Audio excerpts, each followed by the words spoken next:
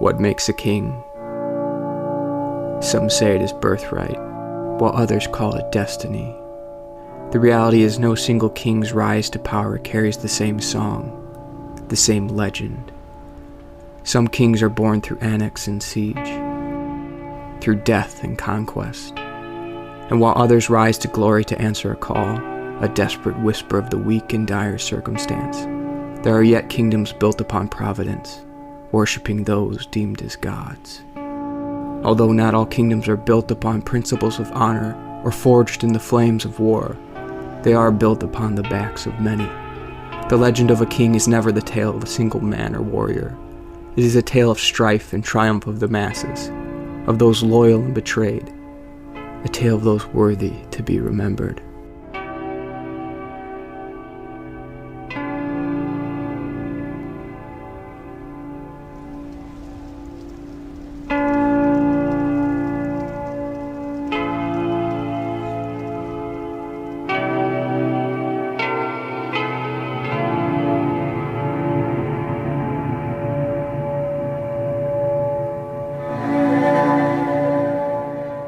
Amongst the worthy rests Sir Alonne, the right hand of a now forgotten old king. This king constructed a great kingdom of iron, but it was not always so, and it was Sir Alonne who aided in this lesser-known lord's rise to become a monarch. Together, Sir Alonne and this enfeebled lord wrestled the dilapidated region of Ven under their control. The conquest required all the resources the unestablished lord could muster. With odds favoring the kingdom of Ven, Sir Alonne viewed Ven's defeat as a true test of his skill as a warrior and tactician. But with the victory, the newfound king commandeered Ven's ability to manipulate automatons. This power allowed the king to create puppets of his own, to mold iron freely as if he held sway over the very forces of life and creation. Thus the king was reborn as a powerful leader in a great age of iron. None could stand against the strength of Sir Alonne and the Iron King, and so the Iron Kingdom's size grew to match its power. The human ego. How many ugly iron castles has it erected? And they don't even see the folly of their ways. But all of mankind, each individual, every soul longs for purpose. Just as the old Iron King desired an ever higher ascension of stature, so too did Sir Alonne desire the thrill of battle once again. However, with many of the Iron Keep's foes defeated and surrounding lands conquered, Sir Alonne saw little combat. What Alonne did see, though, was the Iron King's vainglory consuming the monarch, almost as if he was possessed. The self-indulgences in pursuit of power only worsened over time. The Iron King fancied entertaining dubious and eccentric guests from faraway lands, most of which were charlatans, but amongst the riffraff were the occasional master of the refined arts. One such master was the talented pyromancer Emeal. The old Iron King befriended this magus to aid with an obsession of possessing the power of the life-giving flame.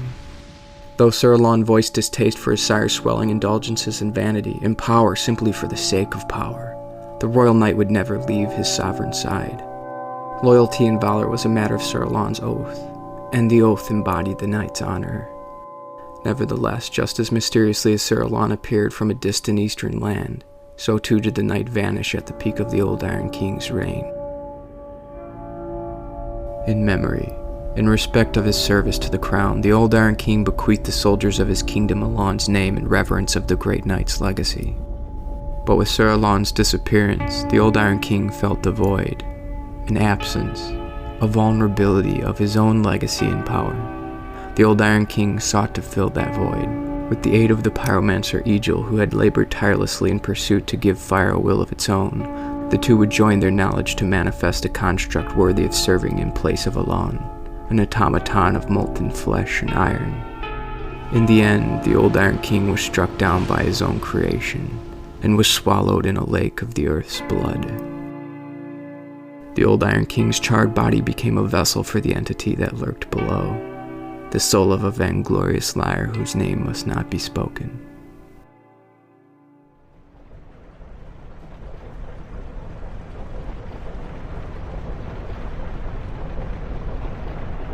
Sometime after the old Iron King succumbed to the flames that swallowed his kingdom, a woman draped in darkness sought the monarch.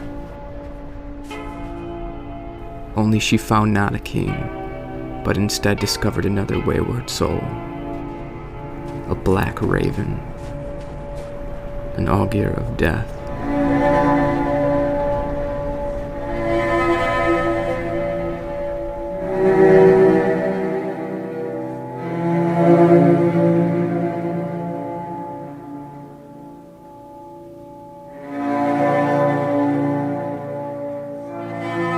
There have been many different warriors who have served many different kings. Some become legend, a fable, a symbol of righteousness conquering the darkness. Others are legends of a different nature, a cautionary tale of the might and barbarity of a kingdom's foe. But some knights become something else entirely, legends of the flesh, living icons, one of reverence, the other of defiance. None this was truer than Raime and Velstadt, the left and right hand of the once noble King Vendrick who ruled Drangleic. Velstadt was a warrior of light. Faith in miracles guided him to valor. Raime was equally gifted, able to expunge darkness, banishing it in the name of light. Together Raime and Velstadt were a force with no equal measure. Together they tread where only the most battle-hardened warriors dare. As brothers, Raime and Velstadt stood against all that would threaten their king and kingdom. When they were beckoned across the sea to join their king, they answered the call. And when the unstoppable force knocked upon the doors of Drangleic like the relentless waves of Majula's coast, Raime and Velstadt, the Royal Aegis, again would answer. To the Royal Aegis and the Raven, service in name of King Vendrick was more than a duty. To Raime and Velstadt, the bond was stronger than the steel of their weapons. They were like father and sons, the three. Vendrick had brought them both up, each in their own way. Velstadt was once a wayward soul seeking purpose, and Raime was in search of true strength which he found in the regal and just monarch.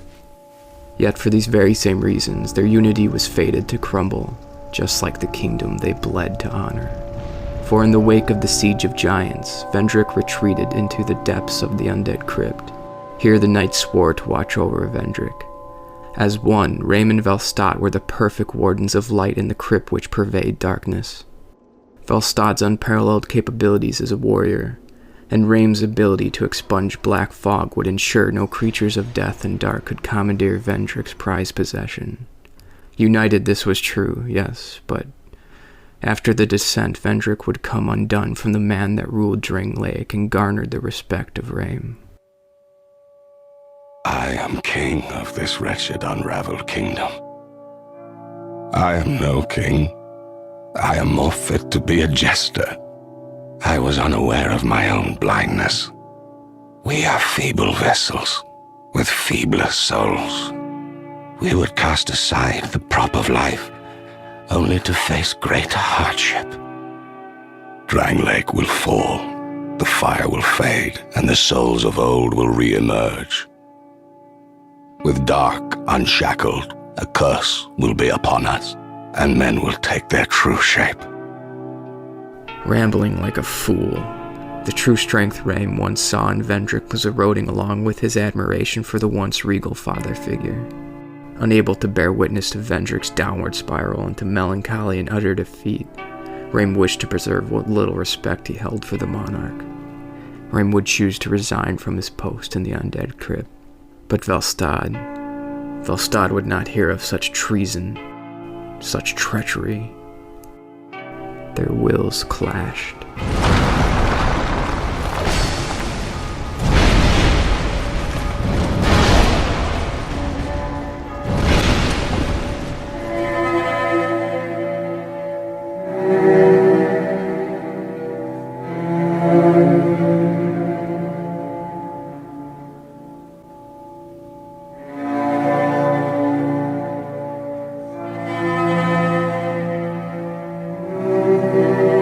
After his defeat at the hands of Velstadt, Raime knew he was no match for the Royal Aegis. Velstadt deemed Raime unworthy to share the same company as His Highness, let alone protect the king. Most dishonorably, Velstadt exiled his brother-in-arms as a traitor to the crown, a rebel of shame, an outcast, friend only to disgrace. Raime knew without his ability to expunge the darkness of the undead crypt, the lightless tomb would conquer the warrior he himself could not.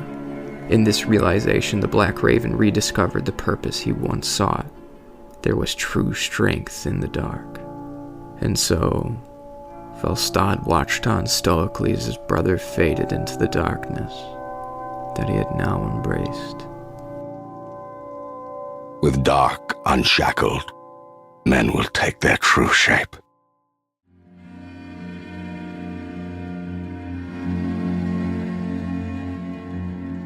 I'd heard awful rumors about this place, and I'm afraid they were all true. The king, gone. The earth, ravaged.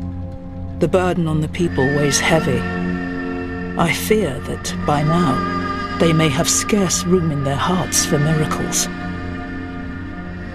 Though the kingdom of Drangleic and the Age of Iron may take place in different eras, spanning between different reigns, their fates are connected.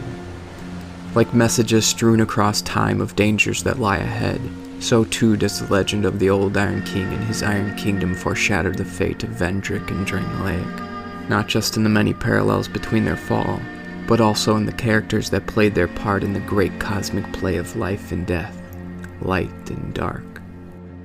In the end, just as Raime and Velstadt's legacy is a contrast of two conflicting forces, one of light, one of dark, the betrayed and the betrayer, the faithful and the heretic, so too is the story of the Iron King and Sir Alonne a tale of vainglory contrasted by selflessness. Alonne would sacrifice his life to honor the power and name of the king, but the Iron King would sacrifice his own life in the name of power. Ironically, the Iron King yearned for strength and strove to be remembered, but history couldn't even stoop so low as to recall his name. The only true remnant that lives on of the Iron King is his own memory, a memory of a figure deserving, a memory of a knight that was everything the Iron King was not.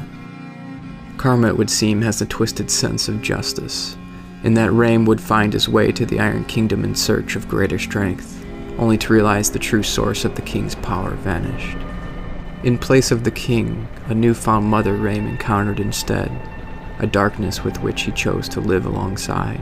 Like the regal father before, Raime had once found true strength and purpose in the Bride of Ash. What differentiated her from Vendrick we may never know, for even after she renounced her flesh, Raime would watch over her eternally, just as Velstadt would watch over Vendrick. Though the brothers would never know of each other's fate, Raime and Velstadt were kindred spirits after all. Velstadt's faith never buckled like Raime's, but destiny, it would seem, called the knights to give themselves in both life and death to what they viewed as greater than themselves. For this is the true calling of knighthood, a code by which the royal knights lived and died. No matter how dire, regardless of the world they honored and fought for dissolving around them, surrounded by hopelessness, fading into darkness and ash, the knights are steadfast. Despite the blinding dark, for which Velstadt cannot see, or the dust from which Raime cannot hold, the knights are steadfast. Despite the futility, despite the emptiness, they hold on to what little they can, onto what little purpose they once had, of what remains.